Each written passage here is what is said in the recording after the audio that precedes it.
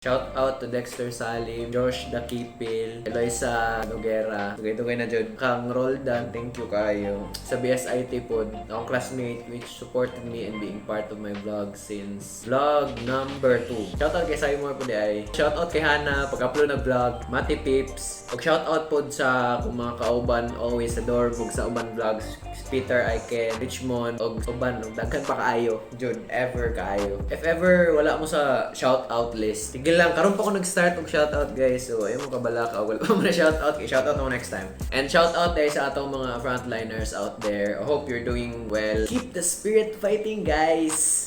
Hello guys, so what is up? Welcome back to my channel. So we all know that online classes are fast approaching and iba sa inyo bibili ng laptop for online classes. So today I'm gonna talk about some tips and insights on how to choose a laptop that's best for your budget or things to look for when buying a laptop. So let's get to it, guys. So before I will start on discussing some tips and tricks, I would like to say something about the post which said that Intel Celeron and 4GB of RAM is not good for online classes. My take on that is I think hindi siya pwede for online classes nowadays, considering that the operating system that we are using is Windows 10 and Windows 10 has a high system requirement. So Intel Celeron and 4GB of RAM won't cut it for the OS alone. So if mag-run ka pa ng ibang apps or programs sa laptop mo or PC mo, bale those apps or programs, especially Chrome, won't have enough resources na kasi kinain na ng OS ninyo. But if you have any other OS, maybe nag-Linux kayo or nag-Windows 7, since those operating systems do not eat that much computer resources or PC resources, I think Intel Celeron and 4GB of RAM might cut it a bit. So that's my take on the Celeron and 4GB of RAM. So now I'm gonna give you some tips on what to look for when buying a laptop. So first is the processor sa isang laptop. So if light to moderate user lang tayo or yung requirements sa online classes natin is just PPT, Word,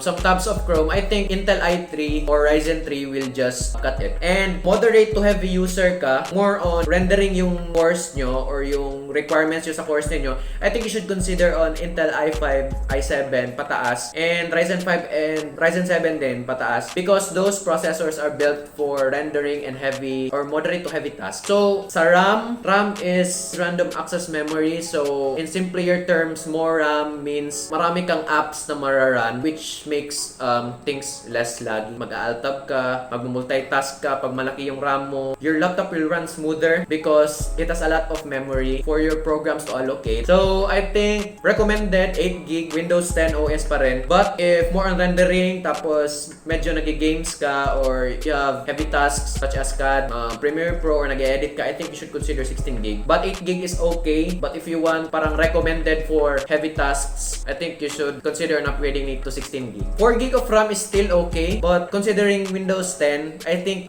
it will be a bit of a problem if 4GB lang medyo nagahang siya, especially pag pinagsabay mo yung Chrome tapos ilang tabs pa, then meron ka pang PPT or Word, I think it's a problem. So I think you should consider on upgrading it to 8GB in the near future. So next is the video card. I'm more on the Nvidia side when it comes to laptops because I think Nvidia cards are more powerful than Ryzen video cards sa laptop. But please, Intel HD is...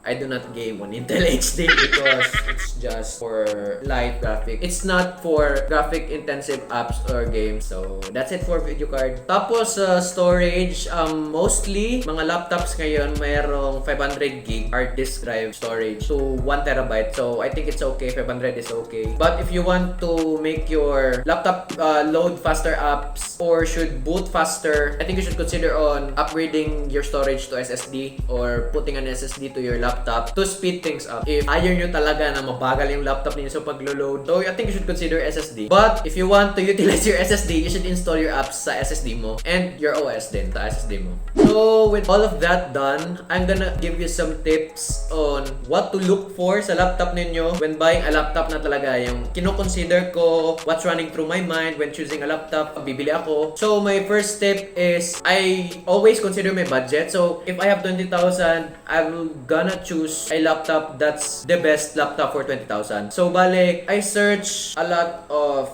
articles online on best laptops for this amount of money because I want to get the most out of my money. Kasi meron kasing ibang laptop na for 20,000, example 20,000, binili mo siya for 20,000. Tapos yung performance niya at yung kaya niya gawin is parang 10,000. So bali, yung 10,000 sa binili mo, I think that's for paganda ng laptop, maganda yung build niya. Okay lang if yun yung priority mo, yung maganda tingnan yung laptop mo and not performance. But for me, I think what's important is performance because maganda naman yung laptop mo tapos ang sobrang bagal. So ano yun, parang kotse na malakas yung tinig tapos ang bagal tumakbo yung ganun. So you always have to consider na if 20,000 yung money mo, dapat the performance of your laptop should be obviously pang 20,000. And maybe you're wondering where to look at. Google has a lot of articles, but the keyword that I use when looking for laptops under a certain amount is I'll just use the phrase best bang for the buck laptops under pwede 20,000 peso or pwede i-change mo to dollar if you want. Tapos always indicate the year para up to date yung mga best laptops under a certain price point, di ba? Next is whenever I compare laptops, what do I look at? I always look at the laptop which has higher CPU and GPU power than the other. Isipin nyo lang, nasa isang laptop, yung pwede mo lang i-upgrade is yung storage and RAM niya. Kung i-consider mo yung isa na maganda yung RAM niya or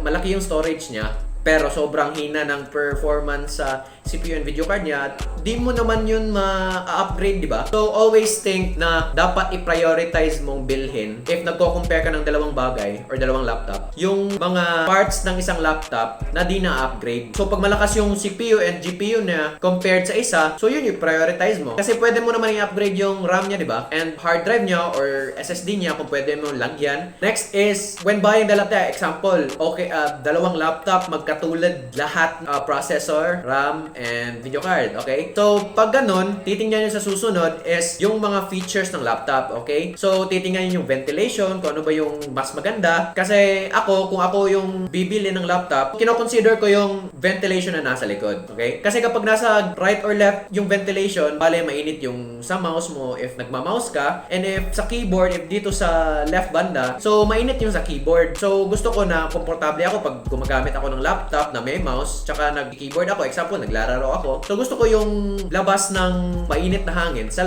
likod, 'di ba? Kasi kapag sa right or left, it will make you uncomfortable at mas di mo gustong gamitin yung laptop nyo. So always think about ventilation kasi if maganda yung ventilation ng laptop ninyo is mas bibilis yung laptop ninyo tapos medyo di bibigla hihina yung laptop niyo kasi sobrang init na ng laptop, 'di ba? So always consider ventilation tapos ilang ports ng USB. Pwede tingnan niyo yung laptop if meron HDMI na video out or mini display port. So, okay na sa specs kasi that's the best laptop for 20,000. So, okay na yung first tip ko. Then second is maraming 20,000 laptops. Bale yung napili ko is yun na yung pinakamalakas sa 20,000 kasi kino-compare ko tapos pinili ko yung malakas yung GPU and malakas yung CPU. So, okay na ako sa second tip. Then sa third tip is alam ko na maraming USB ports tapos kung gusto ko na merong external monitor akong gagamitin na 144Hz. So, pwede yung mini display port. So, merong mini display port yung laptop ko. Tapos, yung ventilation sa likod. So, magiging komportable ako.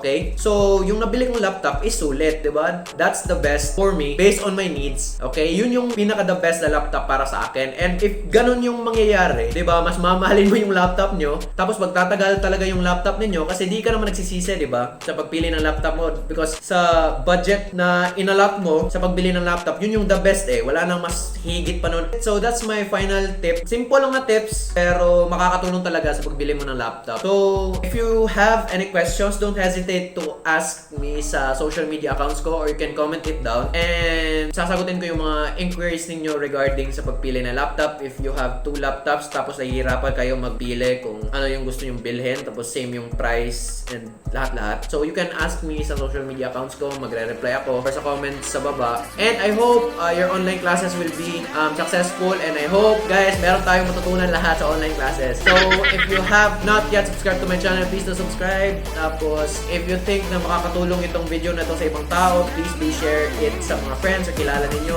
Don't forget to like, tapos hit the bell button if ever na gusto nyo ma-notify if meron akong upload. And that is it for my vlog today guys, and I hope to see you guys in my next one. So bye!